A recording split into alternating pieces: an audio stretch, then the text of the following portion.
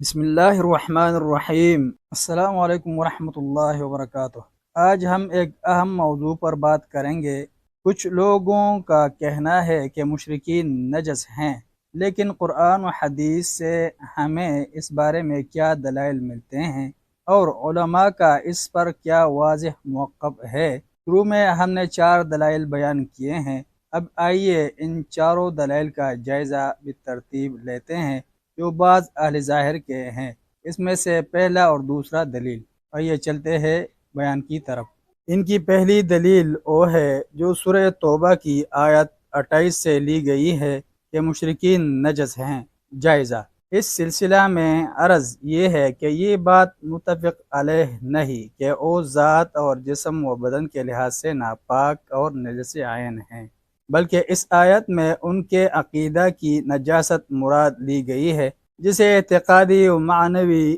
نجاست کہا جائے گا، ظاہری و حسی نہیں۔ جیسا کہ تفسیر ابن کثیر میں ہے، مشرک کے بدن کی نجاست کے بارے میں جمہور اہل علم کا قول یہ ہے کہ ان کا بدن اور ذات نجس نہیں، کیونکہ خود اللہ تعالیٰ نے ان کے کھانے کو حلال قرار دیا ہے۔ علامہ ابن الجوزی رحمہ اللہ نے زاد المسیر فی علم التفسیر میں اس سلسلہ میں 3 اقوال نقل کیے ہیں، اور ظاہر یہ کہ ساتھ ساتھ عمر بن عبد العزیز و حسن بصری رحمہ اللہ کے قول کو چھوڑ کر دوسرے دونوں اقوال میں انہیں نجس عین قرار نہیں دیا گیا۔ تفسیر جلالین علی حامش المصحف آیت التوبہ میں بھی یہی مذکور ہے کہ مشرکین اپنی باطنی خباثت کے باعث نجس ہے، نہ کہ ظاہری طور پر۔ مولانا اشرف علی تھانوی رحمہ اللہ نے اس آیت کا ترجمہ یوں فرمایا ہے: مشرک لوگ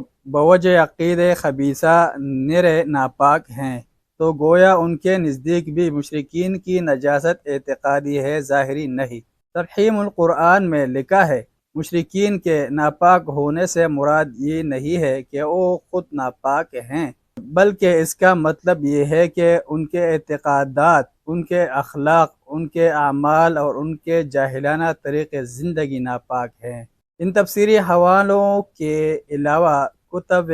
فقہ و شروح حدیث کا مطالعہ کرے تو بھی یہی معلوم ہوتا ہے کہ ان کی نجاست سے اعتقادی نجاست ہی مراد ہے۔ چنانچہ فتح الباری شرح صحیح بخاری میں لکھا ہے، جمہور علماء کے نزدیک اس آیت سے مراد یہ ہے کہ مشرکین اپنے عقائد میں نجس ہے، اور جمہور کی دلیل یہ ہے کہ اللہ تعالیٰ نے اہل کتاب کی عورتوں سے نکاح کو مباح قرار دیا ہے، اور ایسا مسلمان مرد اپنی کتابی بیوی کے پسینہ سے نہیں بچ سکتا، مگر کتابی کا پسینہ لگنے سے کسی پر غسل واجب نہیں ہوتا، جو ان کے نجس عین نہ ہونے کی دلیل ہے۔ نیل الاوتار شرح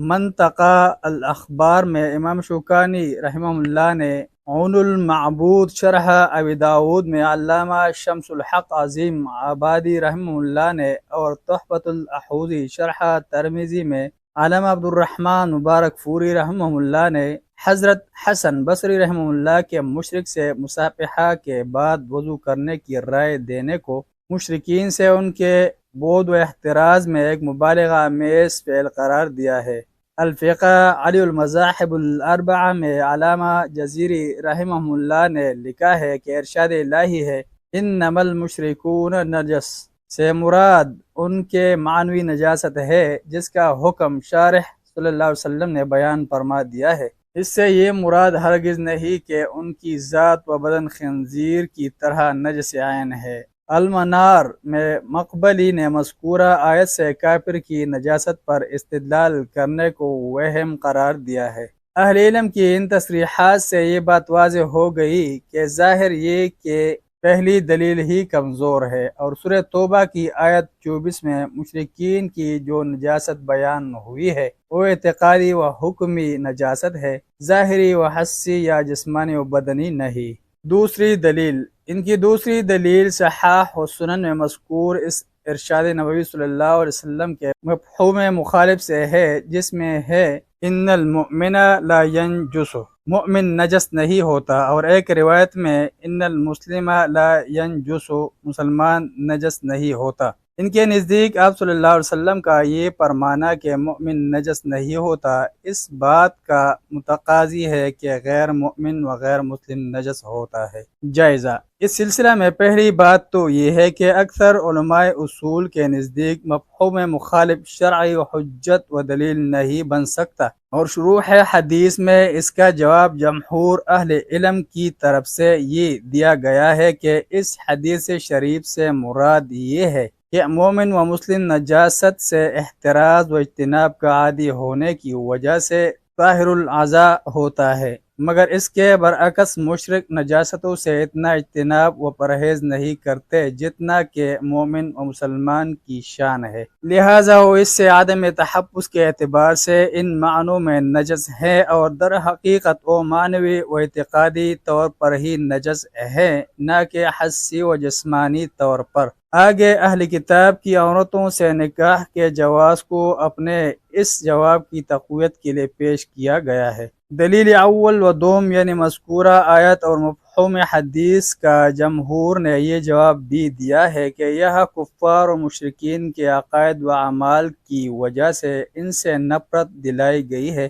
اور مجازی طور پر انہیں نجس کہا گیا ہے، اور اس کے مجاز ہونے کا قرینہ یہ ہے کہ صحیحین میں نبی صلی اللہ علیہ وسلم کا مشرک عورت کے مشکیزہ سے وضو کرنا، یمامہ کے مشرک سردار ثمامہ بن اثال کو مسجد نبوی صلی اللہ علیہ وسلم کے ستون سے باندھنا، اور خیبر کی یہودی عورت کی زہرآلود بکری کا گوشت کھانا ثابت ہے۔ ابو داؤد و مسند احمد نے بلاد نصارہ سے لائے گئے پنیر کا کھانا، ایک یہودی کی دعوت پر جو کی روٹی اور بدلی ہوئی ہوا والا سالن کھانا بھی ثابت ہے، اور مسلمان کے لیے کتابی سے نکاح مباح ہے، جو ان کے نجس عین نہ ہونے بلکہ انہیں مجازی طور پر نجس کہے جانے کا قرینہ ہے۔